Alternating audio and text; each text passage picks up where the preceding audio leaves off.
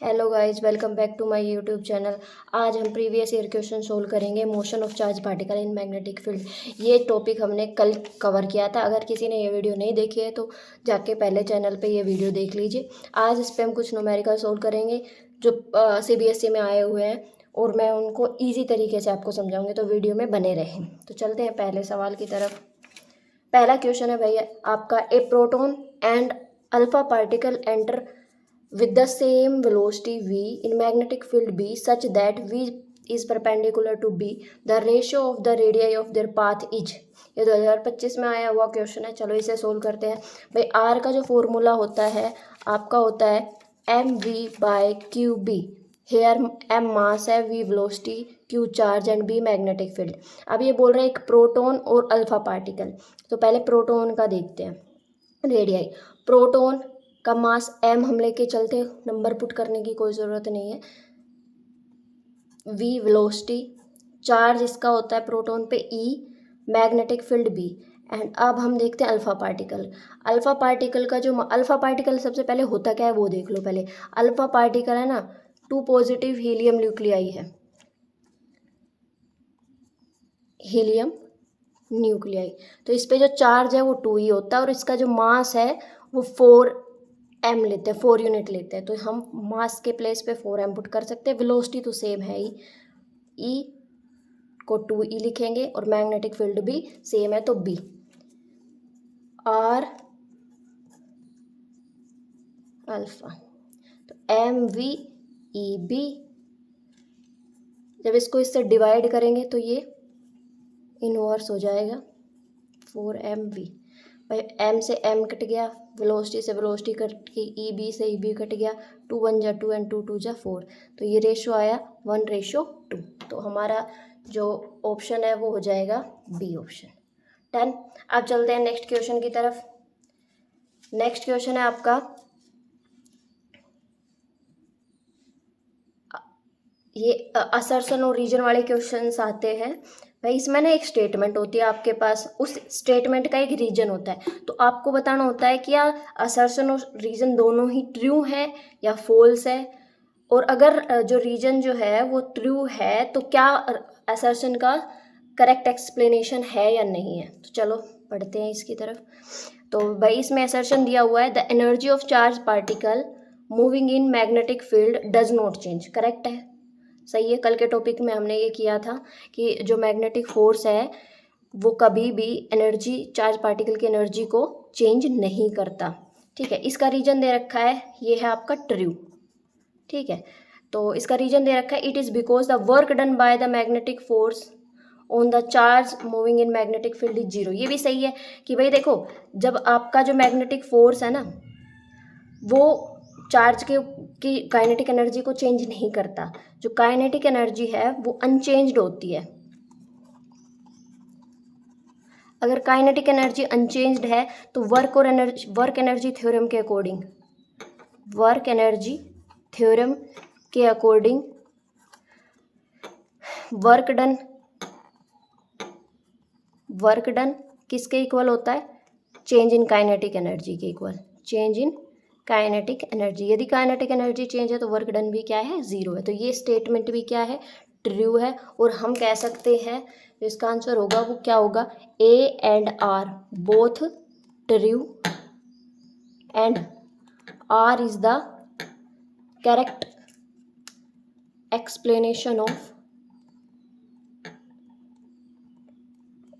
A। Done, समझ में आ गया। अब चलते हैं नेक्स्ट क्वेश्चन की तरफ। ये भी इसी टाइप का क्वेश्चन है। देखो भाई, इसमें भी स्टेटमेंट ये बोली हुई है, an electron and proton enter with the same momentum in a magnetic field B such that momentum is perpendicular to B, then both describe a circular path of same radius. Reason दे रखा है इसका, the radius of circular path describe by the charge particle moving in magnetic field is given by this. भाई formula तो correct है, done है, ये तो ट्रू है। अब ये देखते हैं ये ट्रू है या नहीं है। तो इसमें बोल रहा है जो इलेक्ट्रॉन है ना और एक प्रोटॉन सेम मोमेंटम के साथ जा रहे हैं। तो देखो भाई, आर का जो फॉर्मूला होता है वो होता है mv/qb, mass into velocity, momentum है qb, तो फॉर्मूला आपका ये बन गया। ठीक है, अब इलेक्ट्रॉनों के केस में मोमेंटम दोनों का सेम है, तो इलेक्ट्रॉन के लिए अगर हम देखें इक्वेशन क्या बनेगी, p चार्ज इलेक्ट्रॉन पे e होता है, मैग्नेटिक फील्ड भी दोनों की सेम है, और r अगर हम प्रोटॉन के लिए देखें तो मोमेंटम तो वही है p, प्रोटॉन के ऊपर भी चार्ज e ही होता है, मैग्नेटिक फील्ड, दोनों का पाथ फॉलो क्या आया, सेम आया, देखो सेम फॉर्मूला है, तो हम कह सकते हैं डिस्क्राइब द सर्कुलर पाथ, जो डिस्क्राइब कर रहे हैं सर्कुलर पाथ वो सेम रेडियस की होगी, और ये भी ट्रू है, ये भी आपका ट्रू है, और जो आर है तो आंसर क्या होगा भाई, आंसर हो जाएगा A and R both true and R is the correct explanation of A. Done. अब चलते हैं नेक्स्ट क्वेश्चन की तरफ। नेक्स्ट क्वेश्चन है आपका, काफ़ी इंटरेस्टिंग क्वेश्चन है ये भी। An alpha particle is accelerated through a potential difference 10 kilovolt and moving along x-axis. It enter in a region of uniform magnetic field B is equals to 2 into 10 की power minus 3 Tesla along y-axis. Find the radius of path, और given a mass of the alpha particle is 6.4 into 10 की power minus 27 kg। तो इसे solve करते हैं भाई। Potential difference दे रखा है, पोटेंशियल डिफरेंस है 10 किलोवोल्ट, तो किलो में 10 की पावर 3 होंगे, तो ये टोटल पोटेंशियल डिफरेंस आ गया 10 की पावर 4 वोल्ट। जो मैग्नेटिक फील्ड है वो है 2 इंटू 10 की power minus 3 tesla along Y axis है, और वेलोसिटी जो है वो एक्स एक्सिस के अलोंग है, तो वही है वेलोसिटी परपेंडिकुलर टू बी, तो रेडियस जो फॉलो करेगा वो क्या होगी, mv/qb। डन। उसके बाद भाई हमारे पास ना फॉर्मूला तो ये लग जाएगा, मास भी है, चार्ज की वैल्यू भी है, बी भी है, बट वेलोसिटी नहीं है। वेलोसिटी नहीं है तो हमारे पास पोटेंशियल डिफरेंस तो है। तो देखो पहले हम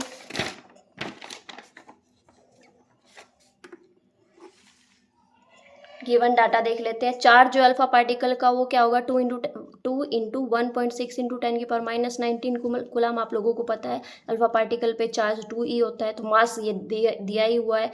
work done by electric field होगी charge into potential difference, charge into potential difference, तो ये वर्क डन काइनेटिक एनर्जी के इक्वल होगा वर्क एनर्जी थ्योरम के अकॉर्डिंग। तो यहाँ से हम काइनेटिक एनर्जी को वर्क डन के इक्वल पुट करते हैं, तो हाफ mv² किसके इक्वल आ गया, q इंटू पोटेंशियल डिफरेंस। तो यहाँ से वेलोसिटी जो है वो किसके इक्वल आ जाएगी, 2 इधर डिवाइड करा उधर मल्टीप्लाई करेगा, 2qv/m, और वेलोसिटी अगर देखें तो √2qv/m वेलोसिटी आ गई। अभी इसमें ना वैल्यू पुट करने की जरूरत नहीं है, मैं एक साथ ही सारी वैल्यू पुट कर लेंगे। पहले रेडियस का फॉर्मूला देख लेते हैं। रेडियस का फॉर्मूला वही होता है mv/qb, तो आप यहाँ पे ना वेलोसिटी का फॉर्मूला पुट कर दो, v का जो फॉर्मूला है वो 2qv/√m एंड b। पर देखो यहाँ m की पावर 1/2 है, यहाँ 1 है, कैंसिल हो गई, ऊपर 1/2 पावर बची। इधर जो है q की पावर 1/2 है, इधर 1 है, तो कैंसिल होके यहाँ नीचे बच गया q की पावर 1/2 और बाई 2 और v एज इट इज। अब ये b जो है ये रूट से बाहर है, अभी फिलहाल ये जो है b रूट से बाहर है, तो रूट के अंदर जाएगा तो b² के फॉर्म में जाएगा। तो फॉर्मूला बन गया आपका √m2v/q_b²। जब आप सारी वैल्यू पुट करोगे तो ये रिजल्ट निकल के आएगा आपका r बराबर 10 मीटर। ठीक है, r बराबर 10 मीटर, ये आप देख लेना, स्क्रीनशॉट ले लेना। डन। अब बढ़ते हैं नेक्स्ट क्वेश्चन की तरफ। नेक्स्ट क्वेश्चन भी काफ़ी इंटरेस्टिंग है। A particle of mass m and charge minus q is moving with a uniform speed v in a circle of radius r with another charge q at the center of circle. The value of r each. ये चार आपके पास option है भाई। इस question में बोल रहा है एक जो चार्ज है प्लस q वो तो सेंटर पे, और एक माइनस q चार्ज जो है वो रिवॉल्व कर रहा है सर्कुलर पाथ पे जिसकी रेडियस जो है वो आर है। तो यहाँ पे दो फोर्स लगेंगे, एक तो सेंट्रीपिटल फोर्स और एक आपका इलेक्ट्रोस्टैटिक फोर्स।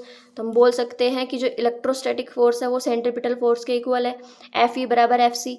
एफ ई का फॉर्मूला क्या होता है, 1/4πε0 क्यू माइनस क्यू का मैग्नीट्यूड एंड आर स्क्वायर। भाई फॉर्मूले में सिर्फ मैग्नीट्यूड क्या वैल्यू लेंगे, हम मैग्नीट्यूड लेंगे, डायरेक्शन अभी नहीं लेंगे। और सेंट्रीपिटल फोर्स है M V square by R. तो क्या हो गया, 1/4πε0 Q square by R square M V square by R. एक आर से एक आर कैंसिल। आर की वैल्यू अगर आपको कैलकुलेट करनी है, फाइंड आउट करनी है, तो आर को इधर ले जाओ और एम वी स्क्वायर को नीचे लेके आओ। तो आर की वैल्यू क्या बन गई, 1/4πε0 M Q square by V square. तो 1/4πε0 into M Q by V का होल स्क्वायर। तो ये ऑप्शन देखो कौन सा करेक्ट है, ये ऑप्शन है, option B is correct answer. Done. तो अगर वीडियो पसंद आई हो तो लाइक करना, कमेंट करना, चैनल को सब्सक्राइब करना। और कल मिलते हैं हम एक नए टॉपिक के साथ, बड़ा ही इम्पोर्टेंट टॉपिक रहेगा। आज के लिए इतना ही, बाय।